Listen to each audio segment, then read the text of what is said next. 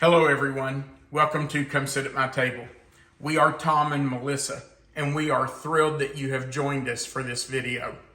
Today we are cooking one of our Derby favorites. We're going to make a Kentucky Derby pie. Now, the Kentucky Derby is next Saturday, but we wanted to go ahead and make this ahead of time so you could have this recipe in case you wanted to make a pie to have for the Derby. I have been making this pie for 40 years. I think the first time I made it was in 1983, and I could not tell you how many of them I have made in the past 40 years. I've made a bunch. I used to make a lot of these. I would make several each year and take them to school to share with our faculty. So this is a recipe I have used a lot. Let's talk about what you're going to need to make your own Kentucky Derby pie. First, you're going to need an unbaked pie crust. Now, I have used just a Pillsbury pie crust that you get in the refrigerated section at your grocery store. I've made my own pie crust for years, but when these things started coming out, I started using them. I really believe these are about as good as homemade crust. So I see no reason to go to the trouble to make a homemade crust when you have one this good. Now, if you don't want to go to the trouble of letting that come to room temperature and rolling it out enough to fit your pie plate and forming it in your pie plate, you can just buy a frozen pie shell, and that works perfectly fine.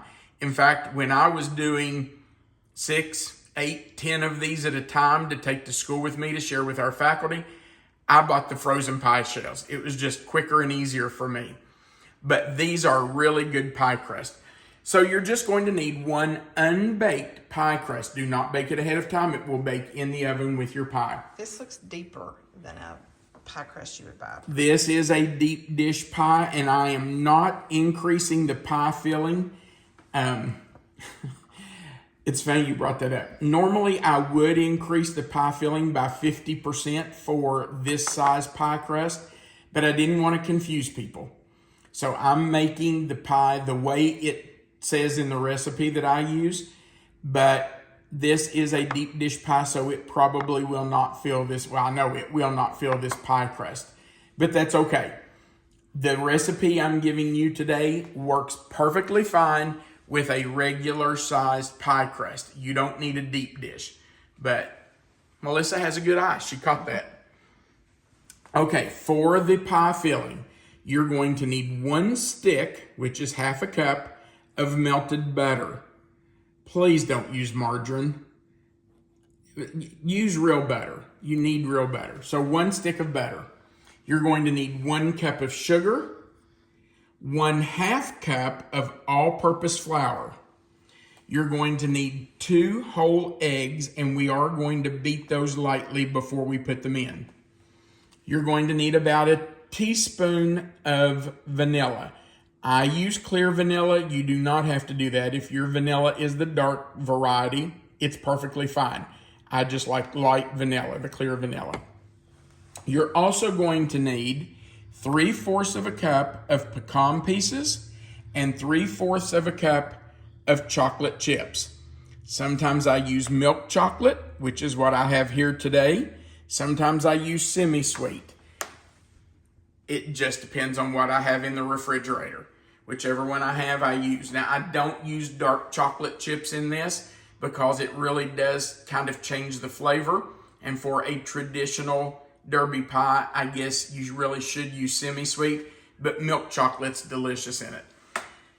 Before I start putting this together, I am going to put just a little spoonful of flour over the chips and the pecans. Doesn't matter if it's all-purpose or... Yeah, it should be all-purpose. And I'm just going to stir that in, and you can see how those have gotten coated with that all-purpose flour. That is to keep them from sinking to the bottom of the pie during baking. It won't hurt your pie that you've got a little extra flour in there. It really does help them stay suspended in the pie filling so they don't just all sink to the bottom and make a layer of chocolate and nuts on the bottom. All right, so we're done with that. Now, all we have to do is put the first 5 ingredients, the butter, sugar, flour, eggs, and vanilla, in a mixer, mix it up, and then stir in the nuts and chocolate chips. So let's go do that. We're going to put in our butter. I should have gotten a spatula out because I want every drop of that out of there.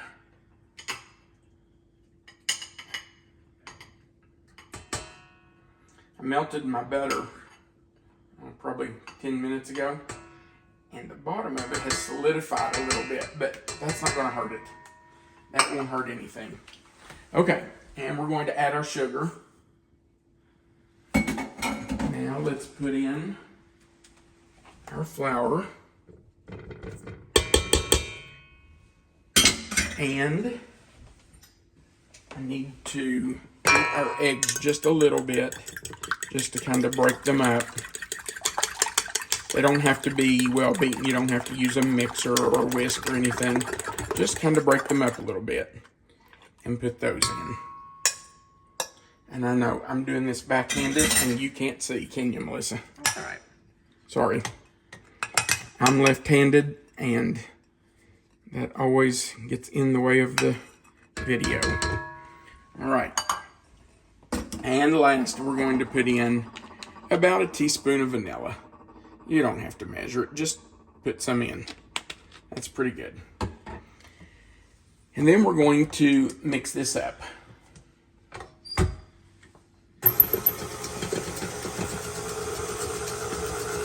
That doesn't take long. You just want to make sure that everything is combined. Make sure that sugar has started to dissolve. You just want to let that mix. And I really like the paddle attachment that I bought for my mixer because it has scraper blades on the side, so I don't have to stop to scrape down my bowl. If you don't have a scraper blade, you will need to stop and scrape down the sides of your bowl just I don't know, a time or two to make sure you're getting that flour and sugar all incorporated.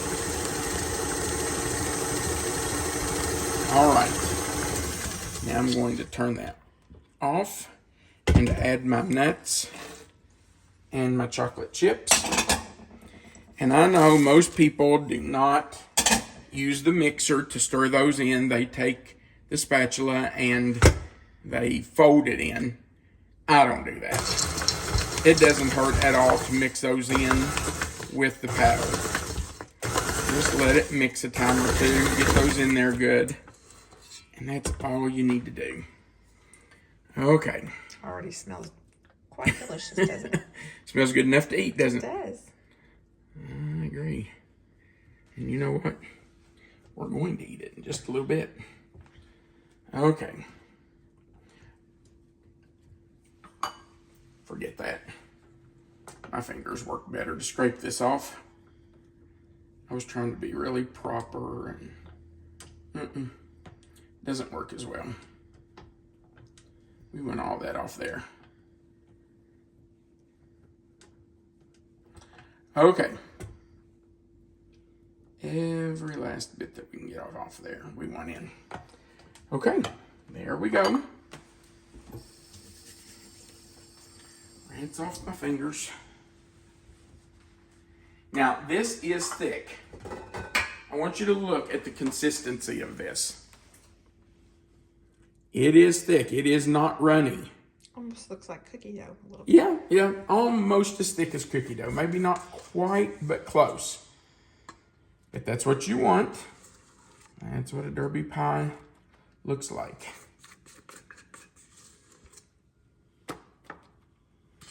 I don't remember where I got this recipe. I believe, if I'm not mistaken, I got it out of a newspaper when I was just starting to teach. It may have even been my very first year teaching that I got it, or it could have been the last year I was in college.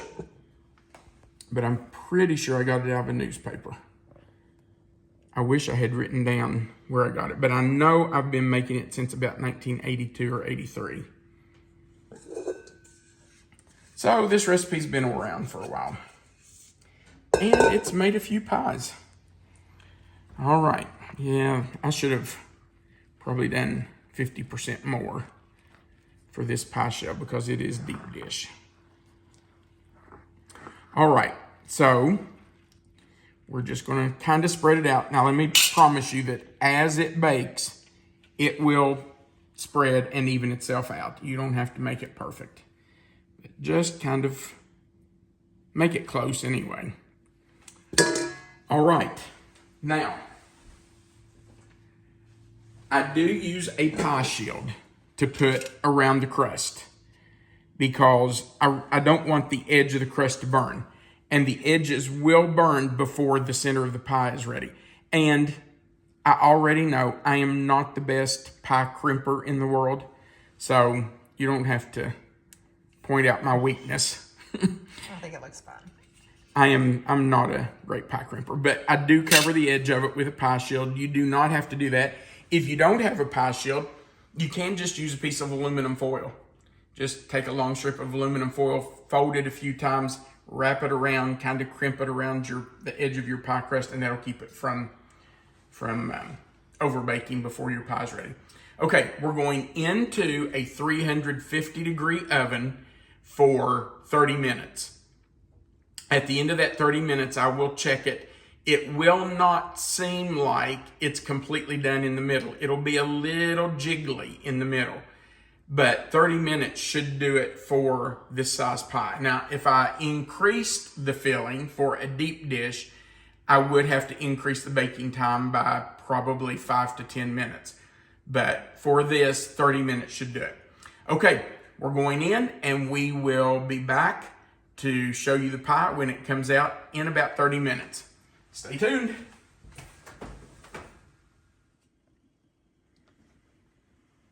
We baked our pie for 30 minutes, took it out of the oven, and we have let it almost completely cool. It is still just a little bit warm right in the very center of the bottom of the pie. Now, this is not a pie that you want to cut straight out of the oven. If you do, then the filling is going to run a little bit. It needs to sit and cool so that that filling can firm up and not be so runny. This looks like it's cooled enough, so we're going to try to cut it. Before we do, we would like to ask you to do us a favor.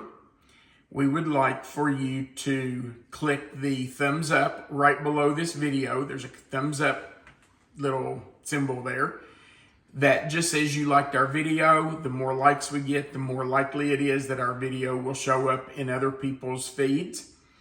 Also, if you would share our video, there's a share button right below this video, or tell your friends and family about our channel. That helps us build our channel. We're almost to 3,000 viewers, subscribers, and that's really cool. So if you would help us share, that would really help us to build our channel. Also, if you've not already, right over here below the video, there's a subscribe button and a little notification bell. If you would click those, that would help us too.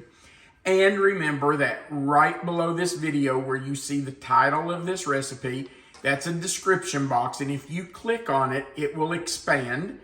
And Melissa always puts our recipes in that description box, so you don't have to try to write them down as we go. The written recipe is right there in that box. Okay, let's have a piece of pie. You know what they say about getting pie out of a pie plate. The first piece is always the hardest. It's the one that never wants to come out correctly. Let's see how big I need this. Measure my spatula there. Oh my gosh, I can smell this. I love this pie. It is one of my favorites. I hope I'm not cutting it too soon, but I just could not wait any longer. And somebody else I know couldn't wait either. I'm anxious to taste some. Oh my. Look at that. Yum. And look at this. This is beautiful. Look how it's just a little gooey right here in the middle. Can you see how that's kind of running right there? That's perfect. You want that to be just a little gooey. Okay, let me grab some Ready Whip. Move this back here. Because this pie is really good all by itself.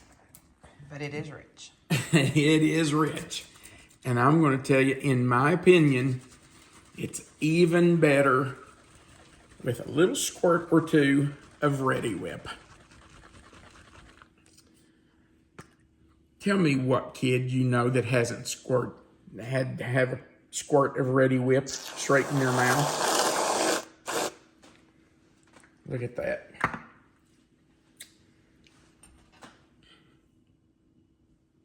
Looks good enough to eat. I know you want the first bite. Because she has talked about this pie. This is definitely one of our favorites. It is. It is. Honestly, I like pie. I started to say better than cake. I like it as well as cake. And of all the pies I make, and I do make a bunch of pies, this is one of my favorites. All right, babe. I hope this is not too big of a bite. Yummy. This is the perfect consistency. It's gooey. It's rich. But it's not runny. Here. Get a picture of that. Isn't that beautiful? Look at that bite of pie. Oh.